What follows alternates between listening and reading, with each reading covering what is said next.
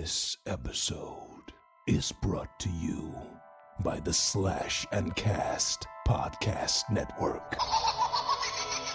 There are legends around here. Who died in Meiji, fucking king of the zombies? Even if only in their own minds. Forgotten, but not yet dead. I want to play a game. Some have tried to stop them, but they keep coming back. Don't let the door hit you in the ass on the way out. Coming to entertain you. They are the Crystal Lake Soldiers.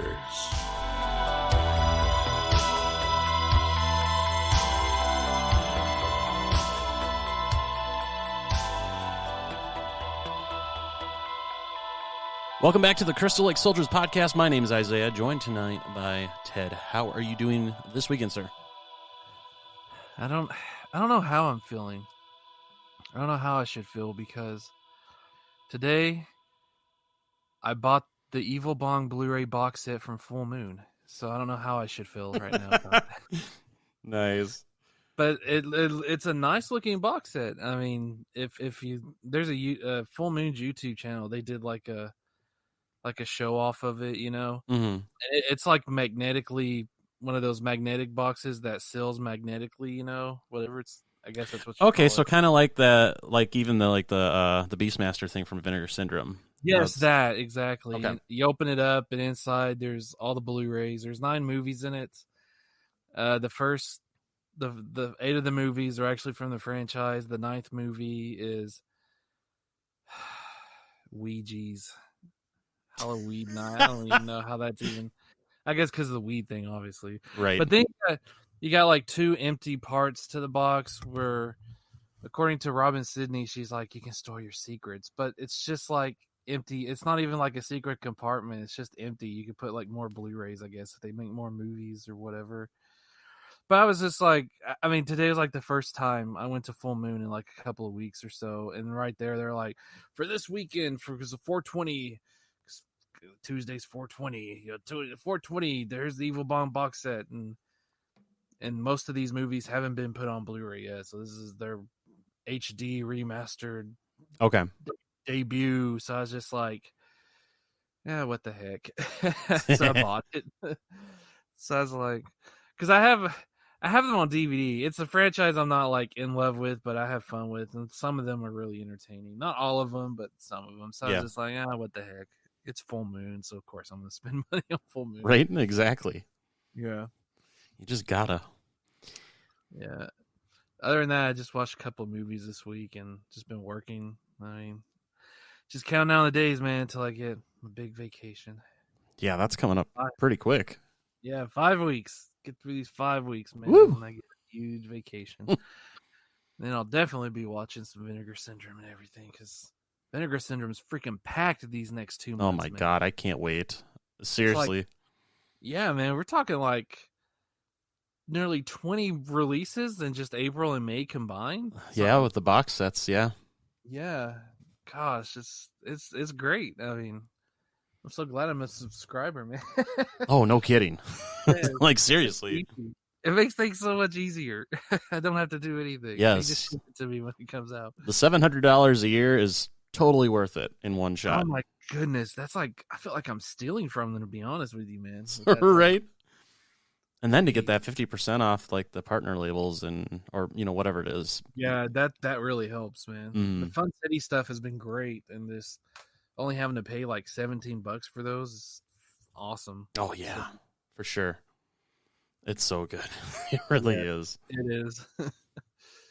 Yeah, this week I've watched a little bit of stuff. Like because obviously Last Drive-In's back on now, so they ended up showing Mother's Day, and they showed House by the Cemetery. So that was a lot. Mother's Day. Yes, the original. Ooh, nice. Yep, because Eli Roth was the guest on this week's episode, and so he was around for both movies, which was really great. And like his knowledge on movies is fucking incredible.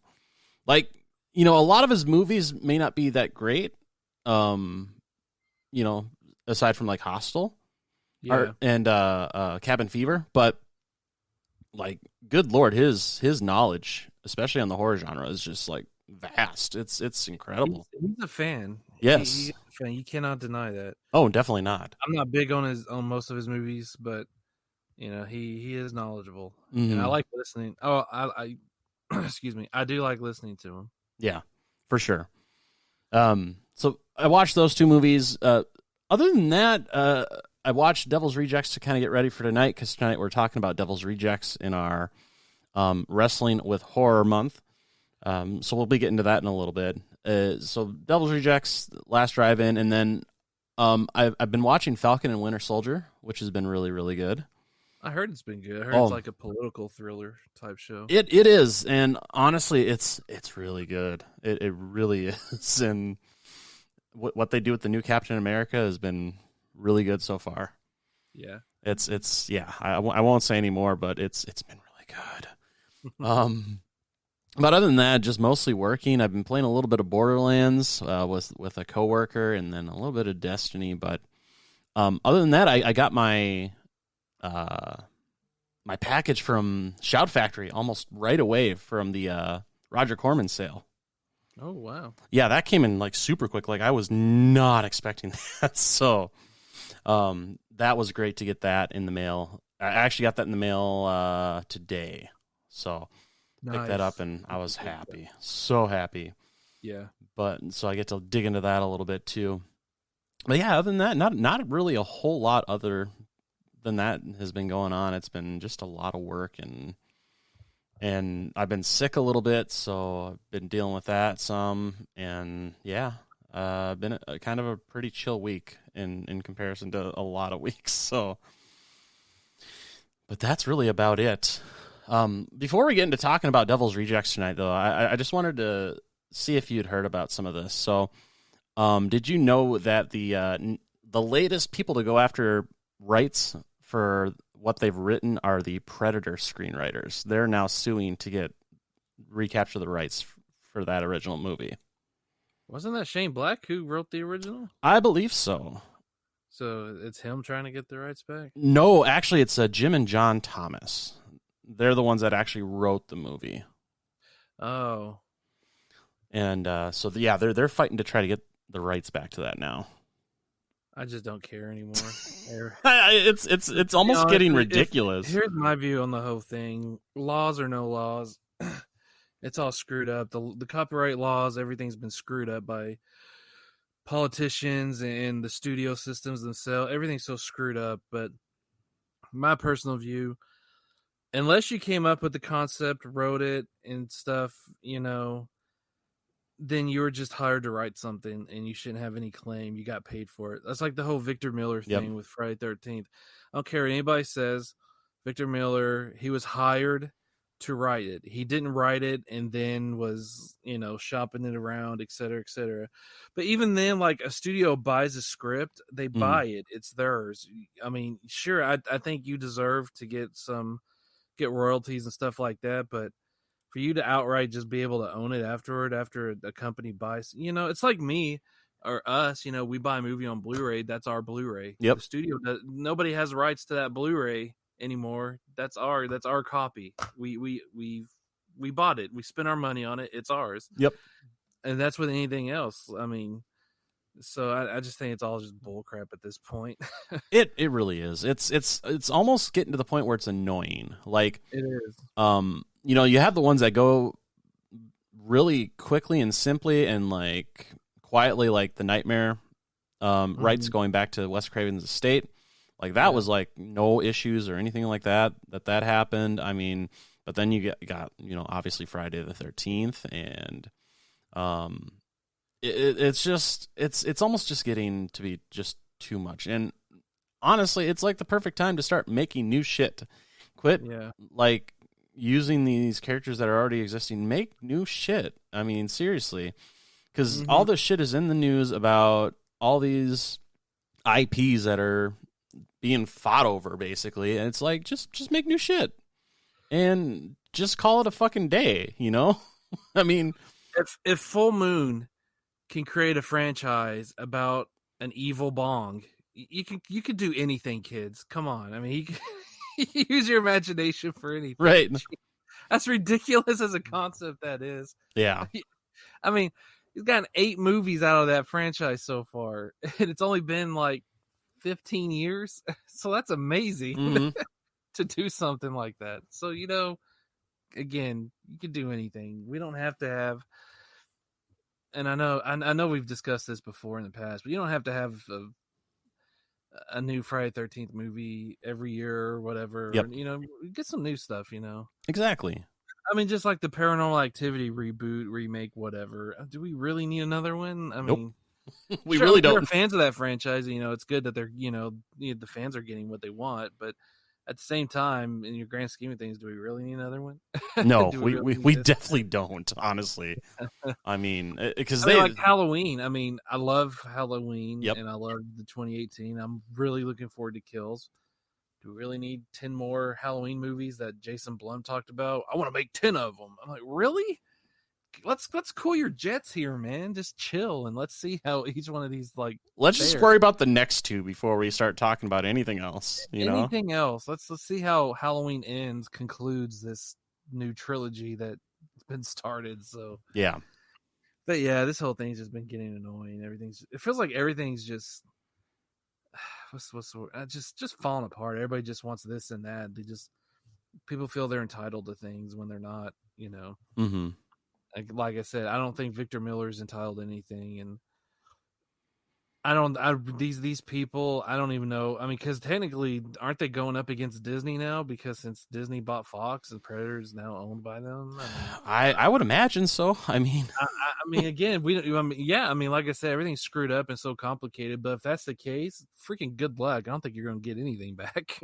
no, they got the Mighty Mouse behind them, so Yeah. good luck with that shit.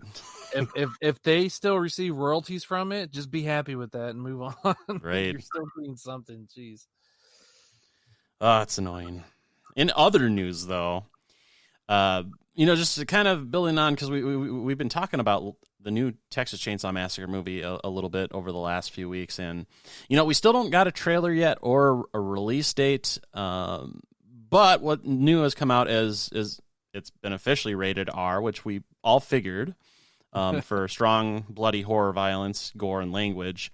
And then also the official title is just Texas Chainsaw Massacre. So not the Texas Chainsaw Massacre or anything else, just Texas Chainsaw Massacre. So going the route of every other fucking continuation movie nowadays, like Halloween and so on and so forth. So they're just using the same title basically.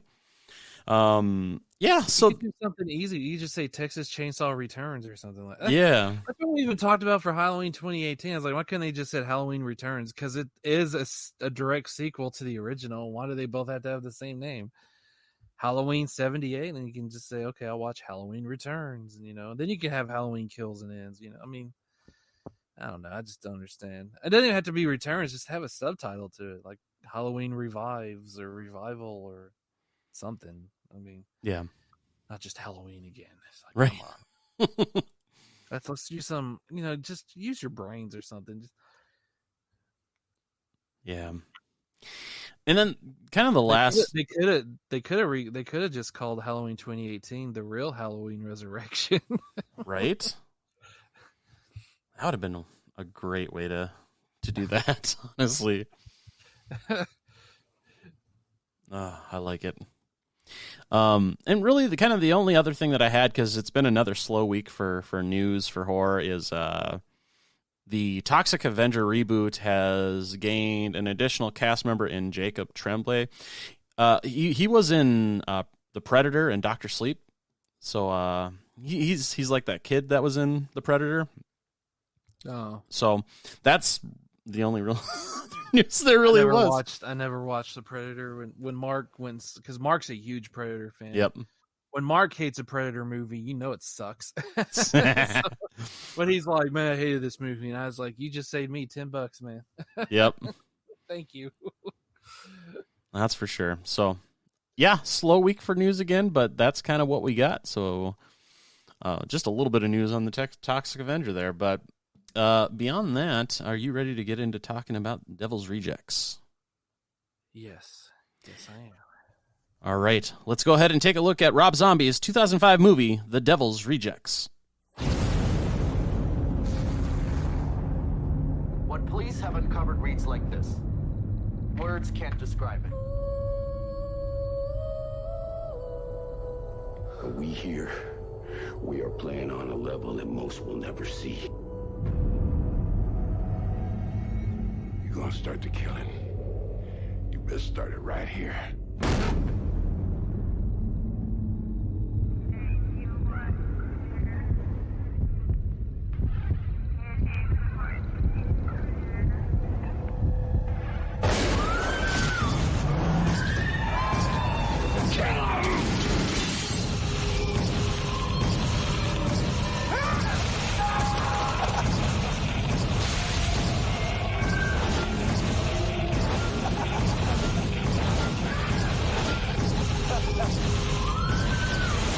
This is truly the most shocking crime scene that this reporter has ever witnessed.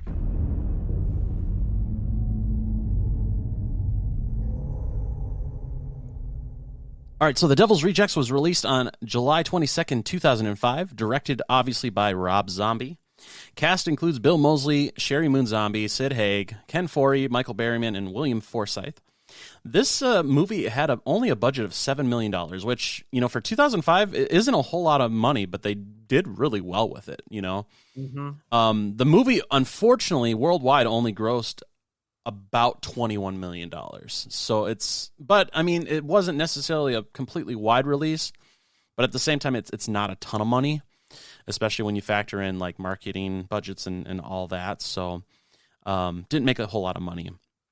Now, to that $7 million budget, talking about that, Karen Black actually demanded a higher salary to reprise her role as Mother Firefly. So Rob Zombie, because he couldn't afford that, replaced her obviously with Leslie Easterbrook, who played Mother Firefly in The Devil's Rejects. And then I don't remember if we talked about this on a previous episode or it was just when we were talking. But Chris Jericho auditioned for the role of Rondo, but was told he was too pretty for the part, and Danny Trejo was cast instead. I did not know that. Okay, maybe it was me and Sean talking about it or something. I don't quite remember, or maybe Mark had mentioned something. I really honestly just don't remember. But yeah, so he was too pretty. So Danny Trejo was cast to go along with Diamond Dallas Page, who is in this movie and why we're talking about it. So, and then finally, this was the final film of Matthew McRory, who died about a month after its release.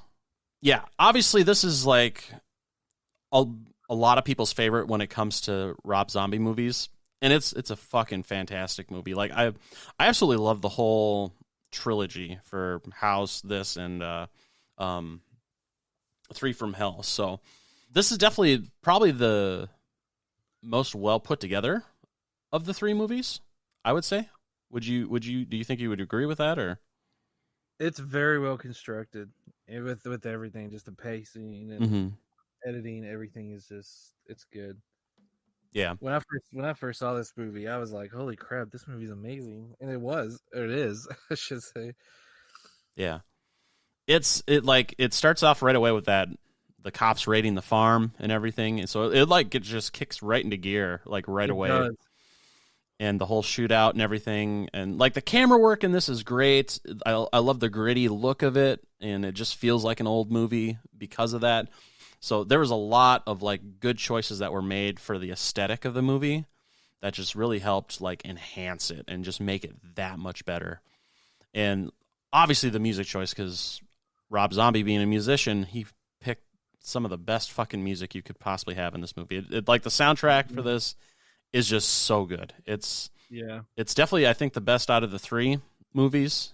The music's the best in this one. Oh yeah, Midnight Rider. Yep. I mean, Free Bird, of course, at the end. Yep. Oh my god, it's so good. It's so good. I'll tell you, I freaking love William Forsythe in this movie, man. He's great. Oh my god, I know, like, I guess the whole intention was to make us like root for the Firefly family, but I was rooting for him, man. I was like, these people are psychopathic killers. I'm not rooting for them. I'm rooting for this guy. Right? That's like he's off. He goes unhinged, but I freaking love it. Yeah. Like he's a fucking psychopath. Like seriously, straight up. Like he's basically like them, just on the other side of the law, and that's what I love about it. Yep. But he didn't start going off killing people till after Mother Firefly taunted him and said, "I killed your brother," and he's just like, "Oh, I'm gonna kill your family now." Right? I'm gonna kill your whole fucking family. Oh, I just love just how he talks in this. He's got some of the best lines. He does in this fucking movie. It's just so good. When he's stapling the photos of their victims at the end to like the baby's like, yeah, that bee was mine, and he's just like, he's just stapling with a staple gun. Of course, you got Captain Spaulding, of course, the late great Sid Haig. He's like, no, she was mine. Give it to me, Sheriff. Give it to me. Oh man, that's great. Of course, I do love it how Tiny. I mean, because after the beginning, Tiny just disappears. You're just like, okay, what happened to Tiny? And he shows back up at the end and kills William Forsythe. Then he just walks back into the burning house and dies. It was almost a perfect send off for him, Yeah, since the actor sadly, like you mentioned, passed away after filming. So yeah, and then the ending's like 9 minutes. It's just like Freeberg just playing, but it was so great. The visuals. I mean, they're driving, they're all bloodied and beaten from what Weidell's done to them. Yep. And then there's that police barricade just waiting for them, and then Otis wakes Baby and Spaulding, and they just head for the charge, man. And then it just freeze frames on them. You just hear the gunshots. It's just great, and then roll credits. I love it. That ending was just beautifully done. It was it's such a great style. I don't care what anybody says. That proves Rob Zombie is a filmmaker. Yeah, he's a very competent filmmaker. You can talk crap about the Halloween movies he did. You could talk crap about Lords of Salem 31. Yeah, Witches of Salem 31. I couldn't even think of the Salem name. But man, Devil's Rejects, fantastic. And I love I like House of a Thousand Corpses and 3. I love the whole trilogy, like you, the whole Firefly trilogy. Yeah, it's so good. And yeah, kind of going back towards the beginning when we meet up with Captain Spaulding again, getting it on with good old Ginger Lynn there. She shoots him in his dream. It's like, poor Spaulding. He can't even win in his dreams. No.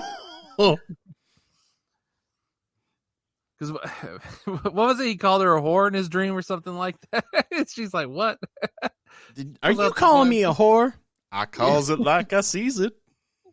My first exposure to Ginger Lynn was when I was a kid. When you remember those video games, the Wing Commander video games? Yes, I do. Yeah, she was a character in those games with Mark Hamill and Thomas F. Wilson, just so many people in those games. Like Malcolm McDowell, John Rhys Davies were in those games. That was my first exposure to her, and I was just like, "Hey, who's this lady?" She was the head chief. She was the chief technician. Like she gets the spaceships ready for your mission and stuff. It's great. Those are great games. But that was my first exposure to her, and then I didn't realize that was her when I first saw Devil's Reject. That was Ginger Lynn until I was just like, holy crap. Finally, doing research after I watched it, I was like, man, who the heck was that lady? Like, holy crap, that was Ginger Lynn. Just a stupid tidbit from my life. Yeah. But yeah, but then I like it how like the woman he's really with is like some big woman. He obviously does not care for her. No. It's like, didn't you get enough ass pounding last night? It's like, no. Man, my penis is still sore. Oh, my God.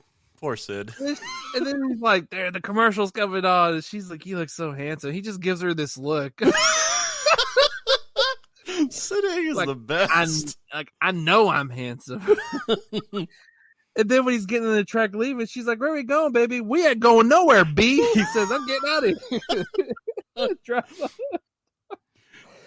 Oh gosh, I freaking love you, Sid Haig. I miss you. Sid, there's nobody like Sid. Like, seriously. There's just... Oh, man, he's just a great guy. Gosh. Oh, my God. Sorely missed. Such a... Yes, he is. a person for his fans. I mean, he just absolutely loved his fucking fans. Never raised his prices for autographs or anything. Always took time to talk to everybody. I mean, he was just a fucking top-notch guy. Good Lord. He has some great lines in this. Oh my God. Like 5 seconds to let the kid get some effing ice cream. Okay, is that gonna kill you? Yes, I have calculated the time it would kill me, and just them bickering like a normal family. Those are some great scenes too. that is definitely good. My personal favorite of the whole movie is, "What's the matter, kid? Don't you like clowns? Why don't we make you laugh? Aren't we fucking funny? You best come up with an answer." As the mommy knocks out to steal the car. So, like, you best come up with an answer, because I'm going to come back here and check on you and your mama. And if you ain't got a reason why you hate clowns, I'm going to kill your whole fucking family. Now get your fucking ass out of the car. Yeah. Oh my God. He's so good. Just so good. Some Tutti Frutti. Tutti fucking fruity. There's no ice cream in your near future. Next scene. next shot, they're all eating ice cream. With Otis just sourpuss face. It's so good. He's so mad. He's like a little kid. I don't know what your problem is, man. This ice cream is really good. Sticks it in his nose and it said, "Hey, Tootie having fruity." Oh God. What about Ken Foree, man? He's the great too. Him and Michael Berryman, man. I know chicken fucker. Hey, Bossy called me. Bossy called me a chicken fucker. And you have Elizabeth Daly as the one of the hookers at the brothel that he runs. $5.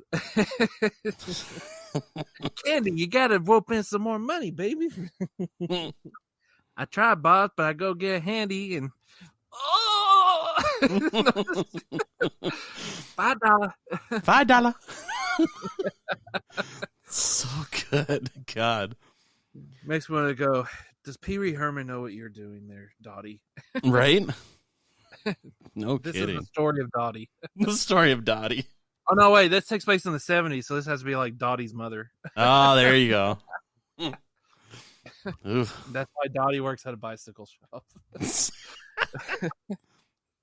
Oh, my God. It's so good. So many people in this movie. It's just, even just small cameos. It's great. Yeah. And of course, Danny Trejo, DDP are great as the Unholy Two, man. They're great bounty hunters. Which makes me wonder, like, because, at the beginning of 3 from Hell, Danny Trejo's in prison with Otis. So it's like, what did he do in between movies to get sent to prison? Right? And I 3 from Hell was great. He's like, what's your problem? You remember me? No, I don't remember you. Oh, you will. It's just like, darn. Then I'm like, what happened to DDP? He's not in 3 from Hell, so is he still a bounty hunter? Or what the heck's going on here? But yeah. But like DDP's role in this, like I thought it worked perfectly, because they didn't give him a lot of lines, but they gave him just enough, so it didn't like hinder him by showing that he's not like the greatest actor, So I thought like his role played out really well in this. He wasn't in there too much. It was just like the perfect amount. Like, this movie overall is just like really, really good. And I don't understand why so many people shit on this movie, because I mean, it's going to have its flaws, but I mean, it as a whole, even just by regular horror movie standards, it's a pretty good fucking movie, It is. And I mean, like we talked about, like the music in this is fucking amazing. Like, just going back to the beginning really quick, after the shootout and everything, you have that whole opening montage with Midnight Rider, which was fucking great. Just showing how Baby and Otis escape and steal a car and everything else. I mean, so that was great. And then it's just so well done. Now, kind of moving forward a little bit, because after they steal the car and they're traveling, because now they're trying to get out of Dodge, basically, and try to avoid the police. They stop off at that motel where they meet that traveling band, and then, they obviously call Spaulding and, let him know that they're there, basically. Or no, they call Spaulding, and Spaulding tells him to meet him there. And that's after because that was their meetup place. If Yep. anything did go down, that was their plan. Yep. And that was a tough scene at the motel when they end up taking over the room with the other people and assaulting Priscilla Barnes. Yeah. Mm-hmm. Yeah, that was that's a tough scene. Yeah. It's Not pleasant. It's not all fun and games in the movie, that's for sure. No, that whole segment of the movie, that's the real horror. Mm-hmm. Because you just see how really sick these people are. Mm-hmm. That you even look like on Spaulding's face, like he's disgusted with Otis and Baby when he gets there and sees what they've been doing. He's just like, what the heck? Mm-hmm. Yeah. Like, he has this like I said, he just has like this disgusted look on his face. And I mean, I think I consider Spaulding the most sane out of the entire brood, which is saying something, because he's pretty fucking nuts. Because he's crazy too. They got blood all over my good clown shoes. Oh man, it's hard not to say, like what's been said about this movie before, because it's just fantastic. Mm-hmm. It really is, and it's there's just so much good going on with this movie. Everything plays out really well. Like, I really think this movie is really well written and stuff, and I love the whole kind of road movie aspect of it too, where it's them basically traveling while William Forsythe is trying to track them down and hunt them down and stuff. And then you get to Charlie's place, and you've got all that going on at that brothel, and them thinking that they're safe, until the Unholy Two show up. And DDP shoots Elizabeth Daly in the head. Yep. Takes her out. Mm-hmm. The other chick gets her throat slit. Yeah. And then, obviously, everybody else gets shit kicked out of them. And then they get dragged back, to the Firefly house and everything. Yep. Where William Forsythe begins to torture them. So, yeah, I mean, I really think that this movie is just so well written, and the story it tells is so good. And obviously we've talked about the characters in this movie, and all the different people that they have in this movie, because they've got a lot of genre actors in here that have been in so much, and it's so good. It's definitely probably in my top 10 movies, probably, I would say. Maybe top 15, because obviously I know I've talked about this before, but my top lists usually change pretty often. So I think everybody's does. Yeah. Usually what doesn't change is like your favorite. That usually stays the same. Right. Everything else can be interchangeable, because you have so many movies. I mean, not everybody has seen every movie ever made to make it definitive. And you got more movies constantly coming out, whether it's theater, streaming, whatever the case may be. So yeah. Yup, definitely. This movie is fantastic. And then, oh my god, the one of my favorite scenes, it was like the most satisfying, is when Mother Firefly is obviously locked up and William Forsythe goes there, and when he ends up killing her, it was just like so satisfying, because she just kept egging him on, the whole time and everything. And I said, I'm rooting for him throughout this entire movie. I'm rooting for him, Mm-hmm. not the Fireflies. Exactly. It's so good. It's just like sweet revenge for him, for obviously his brother being murdered by them and everything. And man, he stabs the crap out of her. Mm-hmm. It's just, oh man.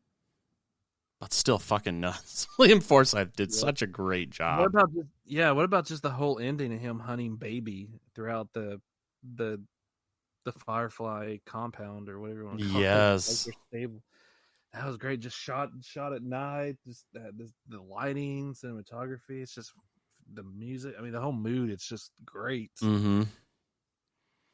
Oh, so good. You really feel. I mean, it really feels like he's gonna win and kill her, and get, the other two are gonna burn. Yep. And Tiny comes to the rescue. But yeah, man, that's a great scene. I mean, there's just the movie's just great. I don't know, it's just one of those movies where, for me, I mean, pretty much everything everything works. Mm-hmm. I agree completely. And I'll say the same for Three from Hell. I know it got some crap by people who love Devil's Rejects. I love Three from Hell just as much as I love Devil's Rejects. Yeah, I really like that one. I know when we went and saw it in the theater, or we did our review when it had its limited run, and I said I think I like Three from Hell a little bit more better. Yeah. I really, at this point, I think I just like them equally because I think they're both just fantastic.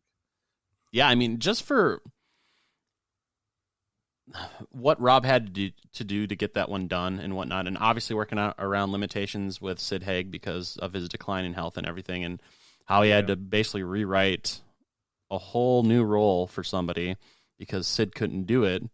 It turned out really good. I still firmly believe that is a great movie, and it's like right up there with Devil's Rejects as well. I mean, I understand that people think it's not a great movie, whatever. I understand that, but for how this all came about and how Rob had to work around limitations and with such a limited budget, it was really good. And honestly, Richard Brake's character in this, for being like a last minute change, worked really well. I thought he fit in well, in Three from Hell and everything. It was good. So yeah. And once again, that just shows that Rob Zombie, I think, is a very competent filmmaker when he's, kind of doing his own original stuff. Obviously, I'm not a huge fan of Lords of Salem or 31, but I mean, there's a lot of fans of those too. So, so he is very competent as a filmmaker in the right situations. I firmly 31 was fine for me until like the ending, and then now, like I told you and Sean this, when I finally saw it on Shudder before we were getting ready for the Joe Bob 24-hour marathon thing. Yeah. And so I set up the Shudder account and I watched it because it was there. So I was just like, okay, I want to check this out. It's like I didn't mind the movie until the ending, really, and I was just like, "Oh, that's how you're gonna end it?" The ending was very lackluster. It was. That's for sure. You just have Richard Brake and her staring at each other, and he pulls out his knives, her fists clench, and then they run at each other. Then roll credits. Just like, really, come on. I was like, that just blah. Yeah, agreed. But the movie was okay. Yeah. Yeah. I mean, were some things predictable? Yeah, but what movie really isn't these days? Oh, for sure. Because everything's been done pretty much, Yeah. So other than the ending, I didn't mind 31. Whereas the ending in this movie was just fucking fantastic. So. Oh gosh, it was great. But yeah, free as a bird. Honestly, I don't think there's really much more you can really say about the movie. I mean, you could break down every scene and everything. I don't think we really need to do it. I mean, the movie's been out 15 years or 16 years now. So, as a whole, though, what would you rate this movie if you were rated? Oh, 5 stars, all the way across the board. Mm-hmm. Definitely, I'm right there with you. Like I said, I think it's a great movie. I think it was well put together, well written, well shot. I mean, everything about it, I just feel just made it a great movie. So definitely 5 out of 5. Me, usually I just rank it on an entertainment level at this point in my life because I'm just like, whatever. If it entertains me, then how well did it entertain me? But like you just mentioned, everything, the writing, just the whole production of it, the actors. I mean, it's just fantastic all across the board. So yeah, definitely. And we would also love to know what you guys think. You can feel free to reach out to us through our social media. We're on Instagram, Facebook, and Twitter, all at CLS Podcast. We hope that you enjoyed this week's episode. I know it was a little bit shorter, but that's all right. They don't always necessarily have to be an hour long. So it's a nice little quickie here for you. Next week, we'll be finishing out our Wrestling with Horror Month, talking about Girl on the Third Floor, starring CM Punk. So I'm excited to dive into that one. That one I haven't seen yet, so... super excited to check that out. But are there any final words as we leave? Well, I definitely don't want to be in a banjo band. Yeah, no kidding. Not just because what happened in the movie. I can't play the banjo, so I want to be in a band. Good point. Very good point.